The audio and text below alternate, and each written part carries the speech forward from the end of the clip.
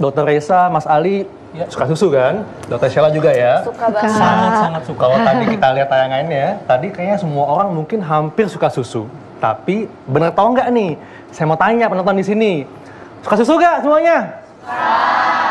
Ada yang nggak suka di situ. Dengan Mbak siapa nih? Yanti. Mbak Yanti. Mbak Yanti kenapa nggak suka susu? Itu takut gemuk, Dok. Wah, takut gemuk. Udah selangsung ini. Waduh. Nah, ini juga tadi katanya nggak suka susu ya? Kenapa nih? Udah gede, nggak perlu susu. Udah gede, Mbak. Masa sih? Saya masih imut-imut deh kayaknya. Oke.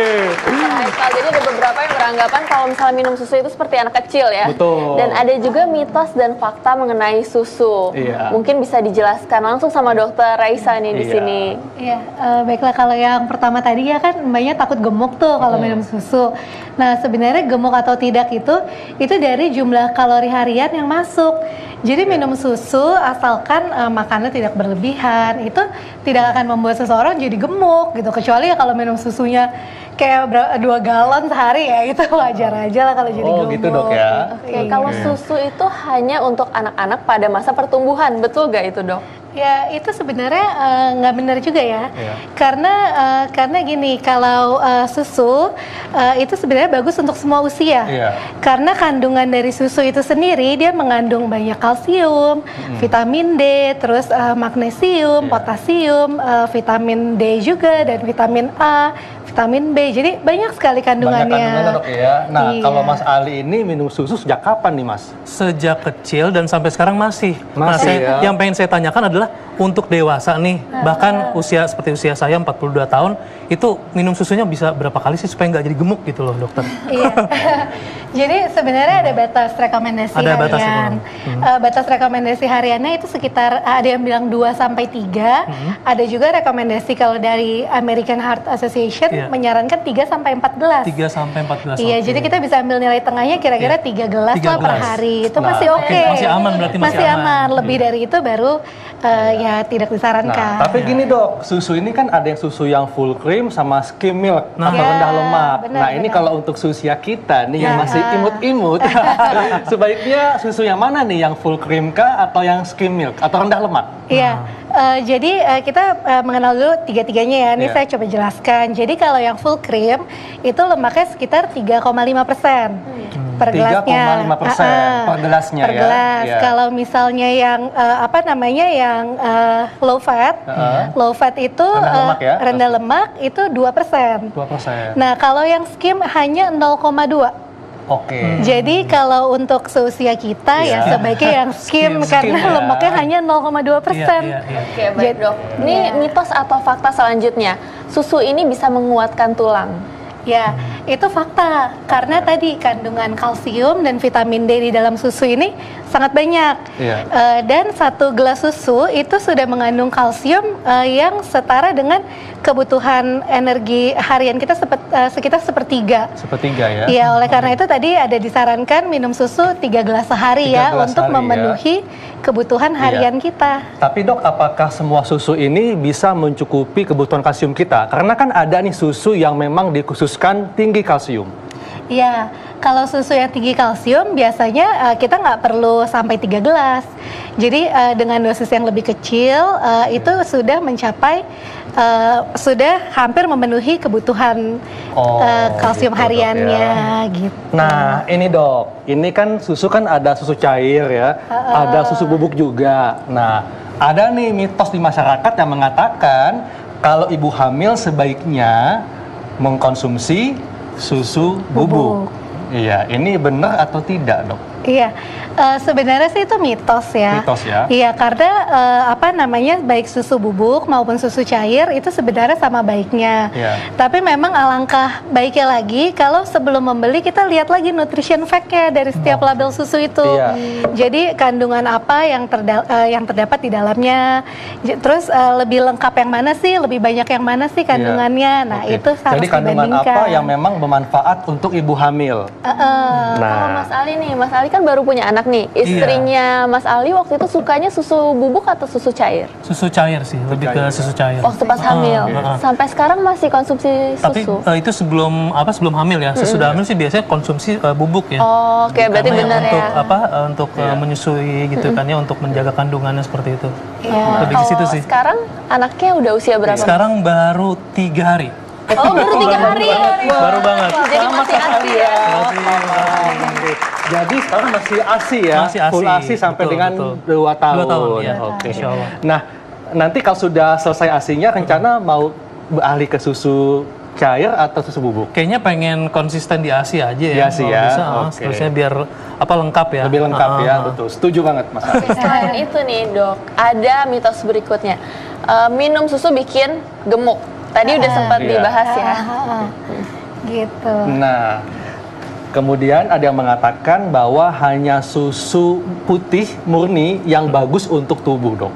Jadi kalau yang berwarna kayak coklat, strawberry ini katanya nggak bagus. Gimana nih, dok? Iya, sebenarnya itu juga mitos sih. Mitos, karena balik lagi kita lihat ke kandungan susu itu sendiri, Iya. baik itu coklat, stroberi atau rasa-rasa lainnya, itu biasanya kandungan gizi tetap sama. Tapi memang untuk yang ada rasanya itu biasanya ditambahkan perasa atau ditambahkan gula yang lebih banyak. Oke. Nah, bicara tentang kandungan susu, sebetulnya dalam 1 gelas susu ini ada berapa gram karbohidrat, protein, lemak secara umum, dok? Iya, jadi secara umum ya, Iya. 1 gelas gini ini sekitar 200 kalori. Iya. Kalau proteinnya 7 gram, 7 gram. lemaknya 9 gram. Tapi kalau lemaknya tadi yang skim milk, nah Iya, itu lebih rendah lebih tuh, rendah. mungkin hanya 2 gram. Oke. Jadi sebetulnya memang sangat bermanfaat untuk kesehatan tubuh ya susu Iya. itu ya. Oke. Iya. Oke. Kemudian mitosnya apa nih, Mitos Dok Shell? berikutnya, tidak boleh minum susu berbarengan dengan minum obat. Nah, ini dia. Ya kalau ini fakta nih. Fakta ya? Fakta, karena ada beberapa obat tertentu ya, Iya. terutama antibiotik yang mengandung tetrasiklin, itu tuh dia berkompetisi dengan susu. Kalau masuk ke dalam badan, nanti absorpsinya atau penyerapannya jadi terhambat. Jadi khasiat iya, obatnya iya. ini nggak maksimal Iya. di dalam tubuh. Gitu. Oke, nah dok, masih balik Betul. lagi ke rasa-rasa susu nih. Saya Iya. kebetulan suka banget susu coklat, tapi saya punya mah. Dan katanya susu coklat tuh bisa menaikkan asam lambung. Bagaimana itu dok? Iya, sebenarnya sih enggak ya. Sebenarnya sifat susu itu netral, dia malah Iya. bisa menetralkan asam lambung. Jadi harusnya tidak usah khawatir. Walaupun gitu. susunya itu rasa walaupun coklat, Oke. iya. Nah, kalau Mas Ali nggak ada masalah kan minum susu kan? Nggak bikin diare atau Enggak gimana sih, kan? selama ini sih mau di entah itu stroberi atau coklat sama aja sih. Sama aja ya. Iya. Tapi emang lebih cenderung lebih suka Coklat ya. Ah. Nah, dok, sebetulnya ini ada beberapa orang yang dia memang nggak cocok dengan susu, artinya dia alergi. Iya. Nah, ini gimana dok sebaiknya? Apakah tetap mencoba mengkonsumsi susu atau menggantinya dengan yang lain? Iya, jadi memang ada beberapa orang yang itu dikatakan dengan intoleransi laktosa. Laktosa di dalam susu itu sendiri ya. Jadi efek sampingnya kalau minum tuh jadi diare, sering buang air besar, perut bergas Iya. gitu. Nah, kalau sudah ada keluhan seperti itu jangan dipaksakan. Kita bisa menggantinya dengan sumber yang lain. Oh, Jadi bisa dengan dairy produk yang lain atau dicari yang susu yang laktosa free. Oke, jadi artinya kalau susu bikin alergi ini bisa fakta juga ya? Fakta, Bisa fakta juga iya, ya? karena Oke. memang ada beberapa orang yang nggak kuat. Oh, Oke, baik mitos dok. selanjutnya nih dok. Minum susu sebelum tidur dapat membuat tidur kita menjadi lebih nyenyak. Nah, ini enak banget. Susu hangat gitu ya. Iya. Nah, Ini itu gimana? fakta sih. Fakta ya? Iya, ini Kenapa fakta. dok bisa bikin ngantuk dok? Ya karena di dalam susu dia mengandung asam amino triptofan. Nah asam amino ini nih fungsinya adalah mengeluarkan serotonin dan melatonin yang fungsinya mengatur siklus bangun tidur kita. Apalagi kalau susunya anget Iya. ya. Jadi kalau Wah, anget-anget kan nikmat ya. jadi Hot choco gitu relax. enak ya, hot choco lagi dingin-dingin hot choco gitu. Kalau Relax. susu bisa bikin kita mudah tidur, artinya kalau untuk orang yang mengalami gangguan tidur, insomnia, bisa ngebantu nggak? Bisa. Bisa disarankan salah satu terapinya minum susu malam hari, susu hangat. Oh gitu, bisa Iya. ngebantu Oke. dok ya. Iya. Oke, mitos atau fakta selanjutnya nih dok. Susu bisa menggantikan makanan pokok yang biasa dimakan setiap hari. Makanan Nah. rutin. Iya. Iya. Nah ini biasanya nih dok ya, Mas Ali juga ya. Ibu-ibu ini nggak mau pusing. Kalau anaknya sulit makan, kasih susu. Jadi Iya. kesannya susu ini bisa mengganti makanan. Ini sebetulnya mitos atau fakta dok? Sebenarnya sih mitos. Mitos ya? Iya, karena susu biar walaupun kandungan gizinya segala bagus ya, tapi sifatnya ini hanya pelengkap. Jadi kita tetap disarankan makan makanan utama yang Iya. mengandung karbohidrat, protein, lemak, dan bentuknya pun makanan padat. Oke. Gitu kalau anak ya, anak sih tergantung usia anaknya ya. Tapi memang sebaiknya kalau anak yang susah makan itu sebaiknya tetap dilatih Supaya biar- mengenal, melatih, mengunyah, Ya, mengenal tekstur makanan benar. dok ya, seperti itu. Waduh, luar biasa sekali ya. Ya dok, terima kasih untuk penjelasannya, sangat bermanfaat. Nah, Dr. Sheila, Mas Ali ini sekarang kerjanya di mana nih Mas? Kerja kantoran ya? Kerja kantoran juga, syuting juga gitu. Syuting Tapi juga lebih ya? banyak sih di depan laptop kerja Depan kantoran, laptop. karena kan bisnis sendiri, bisnis kargo. Jadi bisa dibilang lebih dari 5 jam tuh kalau dalam sehari di depan laptop Oh. gitu.